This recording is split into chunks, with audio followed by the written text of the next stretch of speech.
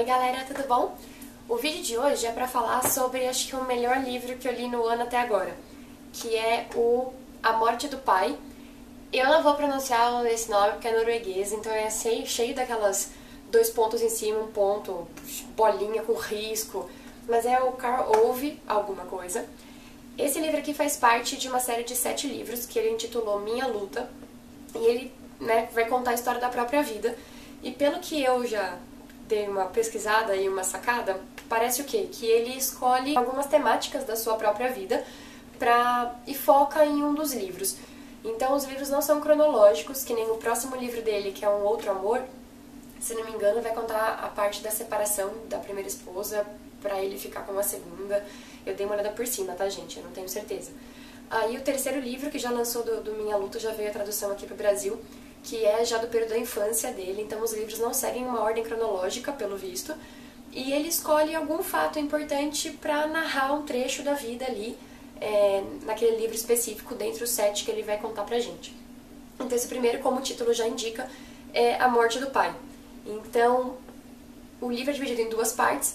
A primeira, a gente conhece o nosso protagonista, que narra a história em primeira pessoa, que é o próprio escritor, que é o Karl Ove, e ele vai contar da primeira impressão que ele se lembra, assim, tipo, de um dia em que ele estava em casa, e ele apresenta o pai pra gente, né? E é uma cena muito engraçada do menino que viu uma coisa na televisão, a criança precisa contar pra alguém, mas o irmão não está ali, a mãe tá no plantão trabalhando à noite, e ele não consegue falar com nenhum amigo, então ele resolve descer pra conversar com o pai, que seria a última opção. Então a gente já tem uma coisa meio esquisita do tipo, por que o pai seria a última opção pra você conversar? Mas você pensa, pode ser uma questão apenas de criança, né?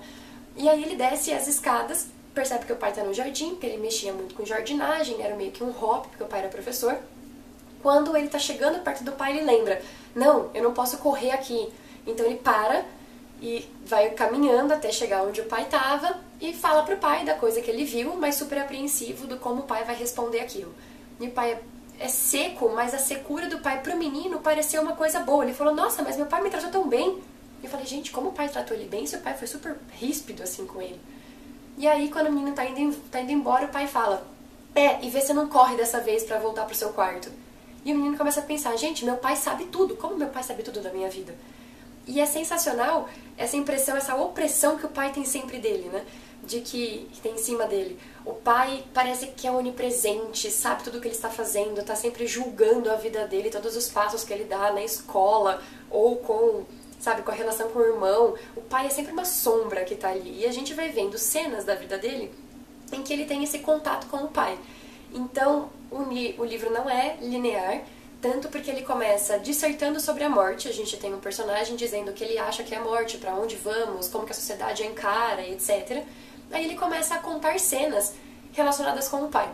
E são cenas assim, nesse primeiro momento parece que ele é bastante criança. Mas depois ele já pula para a escola na pré-adolescência. Daí ele volta para o momento presente que ele está escrevendo o livro.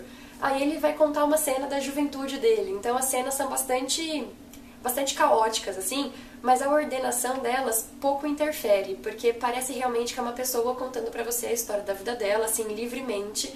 E é uma narrativa, gente, tão tranquila, é tão gostoso de ler, assim, o jeito como ele escreve, porque a impressão que você tem é que ele é uma pessoa ordinária, comum, assim, que nem a gente, que nunca fez nada de magnânimo, que nunca foi a estrela do colégio, nem o mais inteligente, nem o mais bonito. Ele não era ninguém que se destacava, muito menos na família, porque ele não era o filho mais benquisto pelos pais, ou pelos avós, ou por ninguém. Ele é uma pessoa normal, e que usa uma linguagem extremamente normal para contar dados da vida, que assim, se você está procurando alguma coisa de superaventura, de cenas marcantes, não tem. Esse livro não foi feito para isso, porque é a vida de uma pessoa, e a vida de pessoas como a gente, que não somos heróis de grandes epopeias, tipo Aquiles, a gente vive cenas babacas. Só que as cenas babacas é que dão aquele nó no estômago, porque você fala, putz, eu já estive aí, amigo. Ele vai narrar, assim, coisas desde dramas familiares de conversa com os pais, briga com o irmão, de a primeira tentativa de relação sexual, de a primeira paixão pela primeira menininha que ele tem no colégio, de enfrentamento com os professores, de apreensão de os pais voltando da reunião de pais, e ele, meu Deus, o que meu pai vai falar de mim depois daquilo que eu fiz? E você fala, putz, já passei por isso. é muito assim, é muita gente, é comum, é cotidiano e sabe quando toca de verdade? E essa primeira parte a gente vai conhecendo o nosso protagonista, até o momento em que ele quebra a narrativa, bem no meio do livro, e vai começar a segunda parte da história, que ele começa dizendo: o primeiro cadáver que eu vi foi o do meu pai. Então, aí o pai já morreu, e ele começa a contar pra você como foram os últimos anos da vida dele se relacionando com o pai, e o momento de preparação do funeral, de investigação de como que o pai realmente faleceu, e é muito triste. O pai tinha problemas seríssimos com a bebida, coisa que a gente começa a ver, né, bem cedo no livro, mas que vai se agravando, e as cenas são tensas. Assim, o que acontece na história é pouco importante, porque o título do livro já te conta o que acontece na história. Mas o importante é o como ele conta isso. A forma de narrar pra você, de saber parar os trechos e trocar de assunto, trocar de tempo. É isso que é o bacana do livro. E ele vai contar de como ele vai chegar na casa em que o pai faleceu, ele e o irmão estão lá, porque o pai morava com a avó deles, eles chegam lá pra cuidar dessa avó e a casa tá num estado deplorável, assim, de garrafas pelo chão e aquele cheiro de urina, de cocô de ser humano, os móveis estão, sabe, sendo comidos por bichos, a casa tá num estado, assim, a avó tá num estado de demência já, e eles começam a investigar tudo o que aconteceu e nada de emocionante aconteceu, é tudo que a gente espera mesmo desde o começo do livro, mas é triste como ele vai tendo que se desapegar. Não que ele fosse apegado com o pai, mas desapegar dessa figura tão opressora, porque parece que é um momento assim de ufa, eu posso ser eu, sabe? Eu posso pela primeira vez fazer coisas sem pensar no que aquele cara vai achar de mim. E pode parecer chocante para algumas famílias, do tipo, que absurdo, como, né? Como que se chegou a esse ponto? Mas na nossa sociedade a gente está tendo cada vez mais famílias, né? Com severos problemas, com quebras mesmo, né? Com falta de conexão entre as pessoas, de conversa. E a gente vê uma cena assim. E é triste, mas é nosso, é bonito. E, gente, eu tô, assim, eu li desesperada. Tem 500 páginas, eu li em 5 dias. E eu tô louca, o outro livro já tá aqui em casa. A Companhia das Letras me mandou. Eu tô louca pra começar a ler, mas agora as férias acabaram. Amanhã eu já volto da aula.